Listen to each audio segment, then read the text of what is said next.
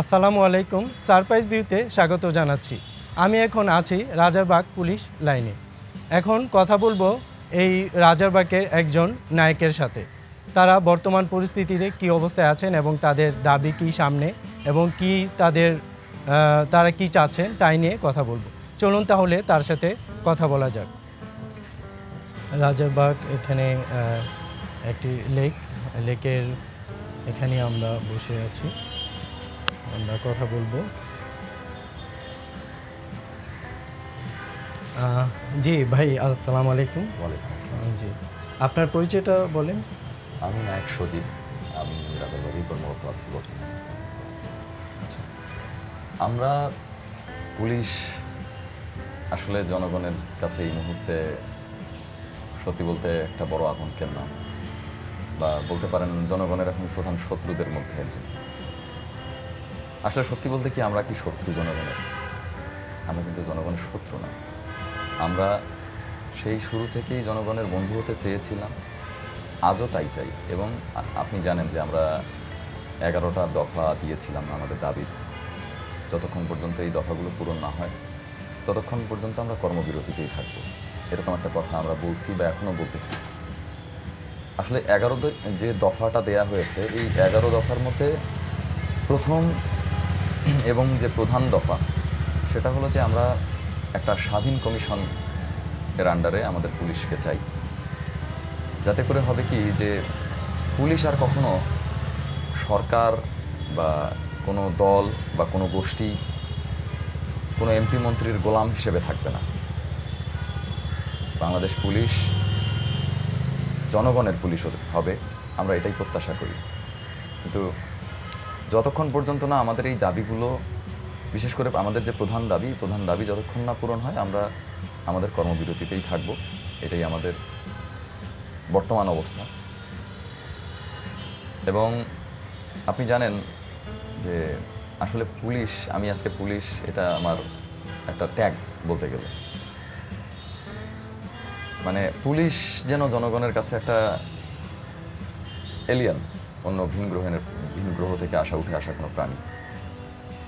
আসলে কিন্তু আমরা তা না, আমরা মানুষ। আমার ফ্যামিলিতে আমার বাবা মা ভাই বোন সবাই আছে। আমার ভাই বোন তো ছাত্র। আমি একটা সময় ছাত্র ছিলাম, আজকে আমি পুলিশে যোগদান করছি। আমার কষ্ট লাগে কোথায় জানেন? আজকে যে ছাত্ররা তাদের একটা সরকারি চাকরির জন্য তারা তো আন্দোলন করলো, আর সেই চাকরিতে এসে আমার নিজের জীবন দিতে হচ্ছে। এর থেকে কষ্টের আর কিছু হয় না। আমি চাই আমার কাছে জনগণ দেশ সেবা পাক। জনগণের কাছে বা এই ছাত্রদের কাছেই বলেন, বা আমি বিশ্বাস করি, আজও বিশ্বাস করি যে ছাত্রদের হাতে একজন পুলিশেরও প্রাণ যায়নি। এটা আমার বিশ্বাস, এবং আমার বিশ্বাস অদূর ভবিষ্যতেও যাবে না। যারা এটা করতেছে তারা, আমি মনে করি তারা দুর্বৃত্তকারী। তারা দেশকে গতিহীন করতে চায়, বিধায় তারা এই যে আমাদের সাথে যে শত্রুতামূলক আচরণ করতেছে, এটা এই জন্যই। আচ্ছা, আমি একটু ইন্টারাপ্ট করি। তাহলে কি পুলিশের বাইরে থেকে কেউ এসে এই হত্যাযজ্ঞ চালিয়েছে? না, পুলিশের বাইরে থেকে না, এটা মানে ব্যক্তিক্ষোভ বলতে পারেন কিছু। হয়তো বা এমন কিছু হয়েছে যেটা তার ব্যক্তি স্বার্থে আঘাত লেগেছিল কখনো, সেইটা মানে এটা এইখানে সে প্রয়োগ করতেছে। কারণ এখন তো আইনের কোনো শাসন নাই, বাংলাদেশে কোনো আইন বলতে কিছু নাই।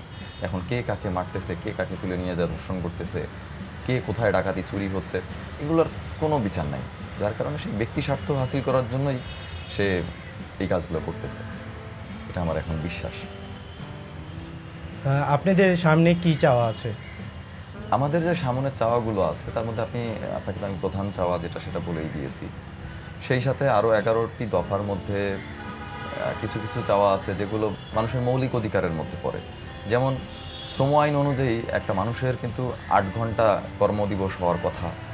সেই ক্ষেত্রে আমাদের কিন্তু কর্মঘণ্টা 8 ঘন্টা নয়, আমরা 24 ঘন্টার জন্য নিয়োজিত।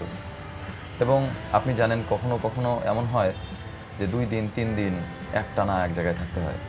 মানে কোনো রকম কোনো খাওয়া, গোসল, এমন এই ধরনের যে মানুষের যে প্রয়োজনীয় নিত্যদিনের যে প্রয়োজন, সেটা সারারও কখনো সময় থাকে না। তো আমরা চাই যে এই কর্মঘণ্টা 8 ঘন্টা করা হোক এবং হ্যাঁ দেশের প্রয়োজন আছে, পুলিশের অতিরিক্ত কর্মঘণ্টারও প্রয়োজন আছে। সেই ক্ষেত্রে আমরা যখন 8 ঘন্টার বেশি আমাদের দায়িত্ব পালন করতে হবে, সেই ক্ষেত্রে সরকার চাইলে আমাদেরকে একটা ওভারটাইম সিস্টেম করে দিক, যাতে করে আমরা অন্তত এই দিক থেকে সান্ত্বনা পাই যে না, আমরা আসলে অতিরিক্ত যে ডিউটিটা করতেছি তাতে করে আমাদের মানে কিছুটা হলেও আমরা স্বাবলম্বী বা লাভবান হব।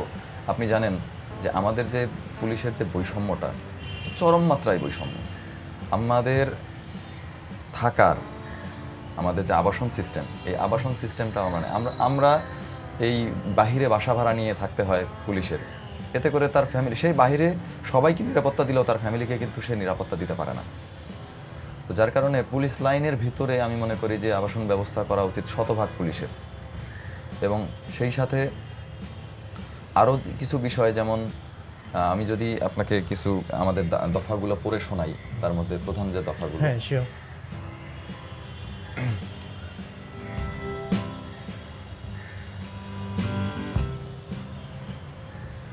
আচ্ছা, আমাদের যে প্রধান দফাগুলো, তার মধ্যে প্রথম দফায় যেটা আমি বলেছিলাম স্বাধীন পুলিশ কমিশন গঠন, এটা একটা। এবং আমরা চাই যে আমরা পুলিশ যেই পোশাক পরে কলঙ্কিত হয়েছি আজকে, সেই পোশাকটা আমরা পরিবর্তন চাই। এবং দ্বিতীয় যে দফাটা হলো সেটা হলো যে আমরা যে সকল পুলিশ সদস্য আজকে মারা গেছে এই সহিংসতায়, তাদের একটা পূর্ণাঙ্গ একটা সুব্যবস্থা করা হোক তাদের পরিবারে। এবং সেই সাথে যাদের নির্দেশে যেই সকল, যেমন আপনি যদি নাম ধরে আমি বলি,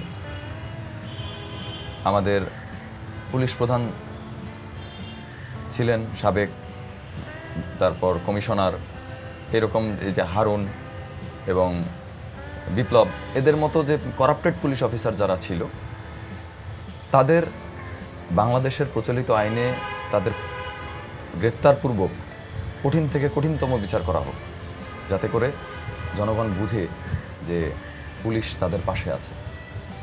সেই সাথে আমাদের আরও একটা দাবি, যেটা প্রাণের দাবি, সেটা হচ্ছে অনেক, আপনি হয়তো শুনে থাকবেন যে পুলিশ জীবনের মায়ায় বা জীবনের ভয়ে অনেক সময় অস্ত্রগুলি ফালায় রেখে চলে আসছে, অনেকের অস্ত্র লুট হয়ে গেছে বা ছিনতাই করে নিছে।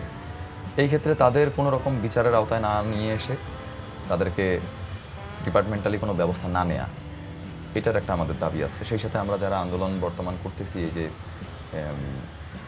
স্বাধীন কমিশন গঠন বা এই যে আমাদের দাবিগুলো আদায়ের, তাদের বিরুদ্ধে কোনো রকম কোনো পদক্ষেপ নেওয়া যাবে না। তারপরে নিয়োগ, প্রশিক্ষণ, পদোন্নতি এবং পোস্টিং, এটার বিশাল একটা বৈষম্য আছে আমাদের। এই পোস্টিংটা ভালো, ওই পোস্টিংটা খারাপ, এই থানা ভালো, ওই থানা খারাপ, এই ধরনের একটা বৈষম্য আছে। তারপরে এবং প্রধান যে বৈষম্যটা যে জায়গায়, সেটা হচ্ছে যে দলীয় পদোন্নতি। আপনি জানেন বিগত সরকারের সময় দলীয় পদোন্নতি অনেক হয়েছে।